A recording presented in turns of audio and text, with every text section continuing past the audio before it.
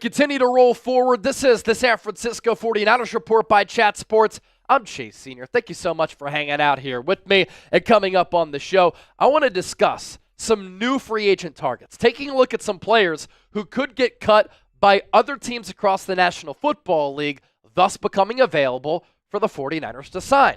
Before we take a look at those 5 players, we have a new sub-battle here on the show, and it's starting right now. Which channel under the Chat Sports umbrella can pick up more subscribers inside the NFC West? It's a hostile rivalry between the Niners and the Seahawks on the field, but also inside the walls of Chat Sports. Everything about the Seahawks makes me sick.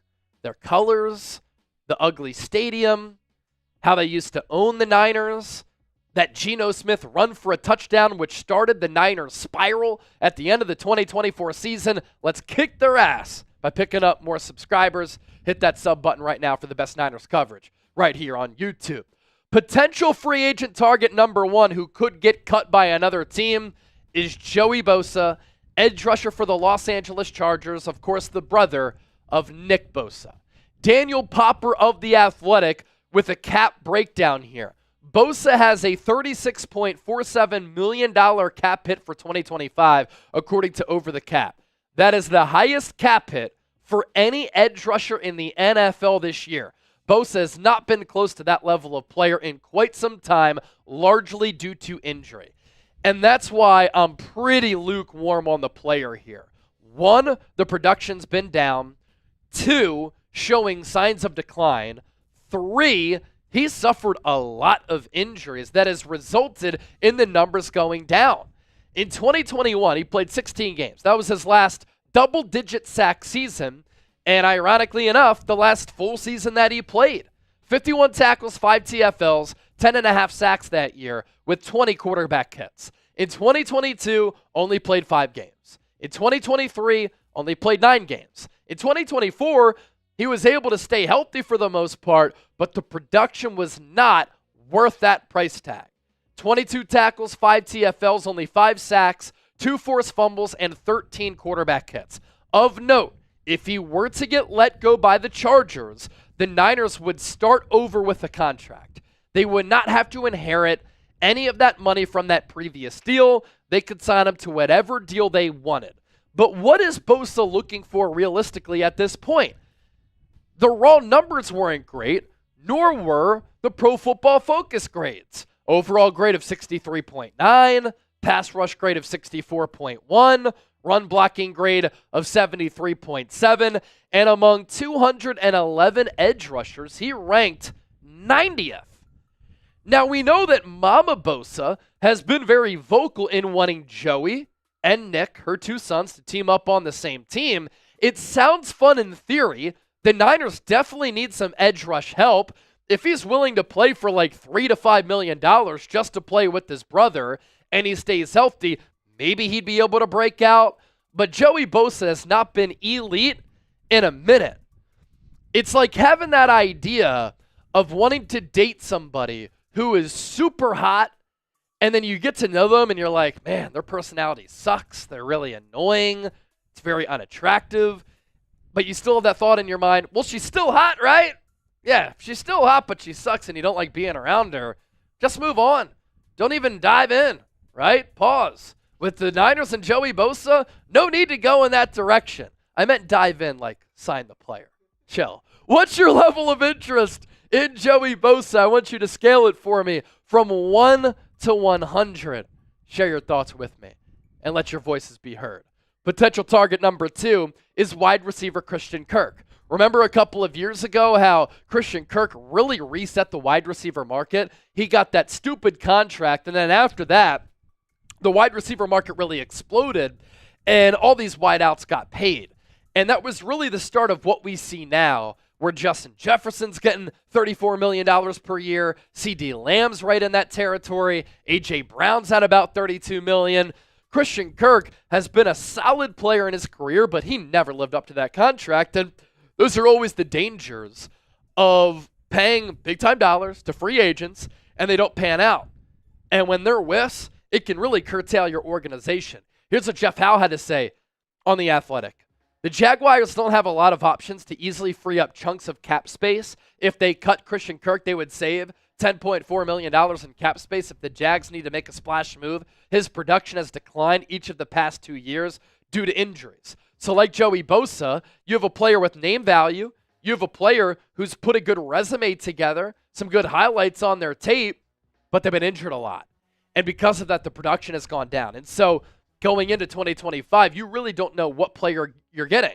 But on the same note as Joey Bosa, if you get that player for cheap, that's when they become a potential knock it out of the park type of signing if you can get that player at really good value. In 2024, Kirk, 27 catches, 379 yards, 1 touchdown, 1 drop, but he only played 8 games.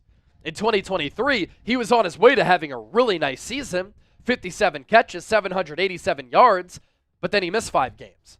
If he played those 5 games, very well, could have gone over 1,000 yards. In 2022, good season for Jacksonville. 84 grabs, 1,100 yards, explosiveness, speed downfield, 8 touchdowns, 7 drops. You'd like to see that drop number go down a little bit, but is what it is. And his final season in Arizona, it was a solid season. That's what set him up for getting paid by Jacksonville. Would you take Kirk for $10 million or less? We know that the Niners also have a sneaky need at wide receiver, especially if they move on from Deebo Samuel. And if they move on from Deebo, he has a special blend of skills as the Swiss Army knife versatile weapon that he is. Christian Kirk is not that guy, but he can do a lot of those same things, and if you can get that player at a fraction of the price, it's kind of tempting. Our sponsor for today's 49ers Report, our friends at PrizePicks, the best daily fantasy sports app in the game, more than 10 million active members, billions of dollars handed out in awarded winnings, and it's daily fantasy sports made easy. And right now, when you play $5, you get $50 instantly. You don't even need to win to receive that $50 bonus. It's guaranteed. All you have to do, it's very easy. You pick 2 or more players, you choose more or less on the projected stats, and you can win some big-time cash. So head to prizepicks.com/CLNS.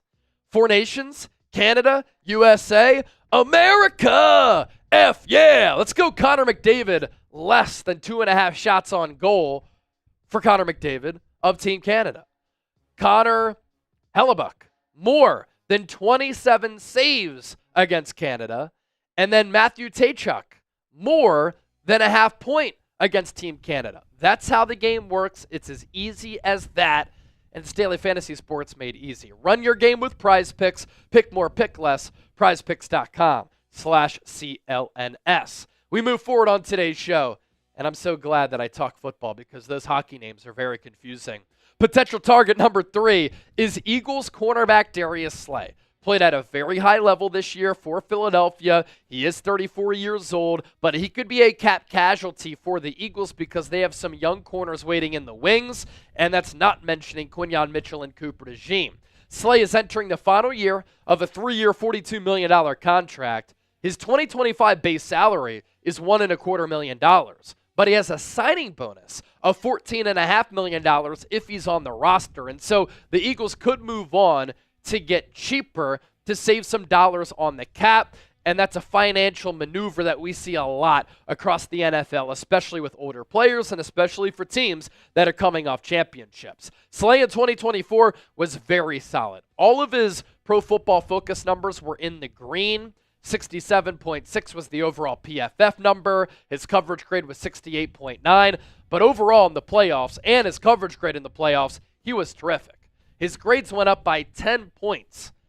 Overall playoffs, 77.1. And then his coverage grade in the playoffs up to 78.9.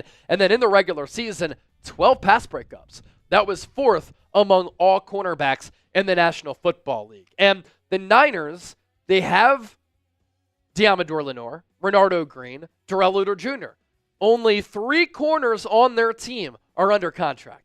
The rest are free agents. And so the Niners really need corners on their team for 2025. And if they truly believe that they can win a Super Bowl, Darius Slay said he wants to play 1 more year. He's going to want to go to a Super Bowl contender. His resume impressive. Won the Super Bowl this year with Philly. First team All-Pro in 2017, 6-time Pro Bowler, interception co-leader in 2017. He'd be a good cultural fit, and Eagles team captain over the last couple of years. Target number 4, we go to defensive tackle in the trenches to Larry Ogunjobi of the Pittsburgh Steelers. Niners most likely going to move on from Javon Hargrave. They need to get better pass rushing and stopping the run from the interior of their defensive line. Ogunjobi signed with the Steelers in 2022 after tallying double-digit TFLs and quarterback hits in 3 of his first 5 seasons, but during his 3 seasons with Pittsburgh, he's only reached double digits in any category, quarterback hits, in 2022, while playing through numerous injuries. This year, for a Steelers defense that started off really well and played awesome for about 3 quarters of the season, then really fell off the last quarter of the season, he had 41 tackles, a sack and a half, 5 TFLs, no forced fumbles, no fumble recoveries. This is a very deep defensive tackle draft class, and I think that you can get really solid players at that position in the 1st, 2nd, and 3rd round. So if I'm the Niners, get younger at this position. And finally, player number 5, safety Donovan Wilson, formerly of the Dallas Cowboys. And the Niners, once again, have a need at that safety position. Is Jair Brown going to be able to rebound after a bad sophomore season? I think that he can. I think that the Niners can move forward with Jair Brown and Malik Mustafa as the safety tandem, but they also need some safety depth. And if they're not confident in Brown, they might need a starting safety. So let's talk about Wilson here. John Machota via The Athletic. It's more likely that Wilson remains on the team, but if there was going to be a salary cap cut in Dallas, the safety position stands out. Wilson's 2025 base salary, $6.5 million, so cutting him would leave $3.3 million in dead money. And as we know, Cowboys as an organization, they haven't really been that aggressive. They've been a little bit cheap.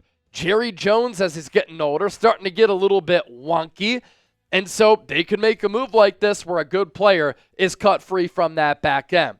Wilson, in 2024, he was a solid player at that 3rd level of the defense, 82 tackles, a pick. He had 5 pass breakups, some pretty good instincts at making plays on the football. So that right there, 5 players who could get cut by other teams who the Niners could show interest in NFL free agency. And going back to that Niners need at the safety spot, we'll also see what happens with Talanoa Hufanga. There's been some buzz that the Niners are going to move forward with Brown and Mustafa at that safety spot, but if the price is right for Hufanga, he could come back to San Francisco after back-to-back injury-plagued seasons. So, we round out with this. Which of these players would you like the 49ers to re-sign? I always want to hear from the faithful down in the comment section. As always, thank you so much for supporting the show, and as you venture down to comment, don't forget to hit that sub button.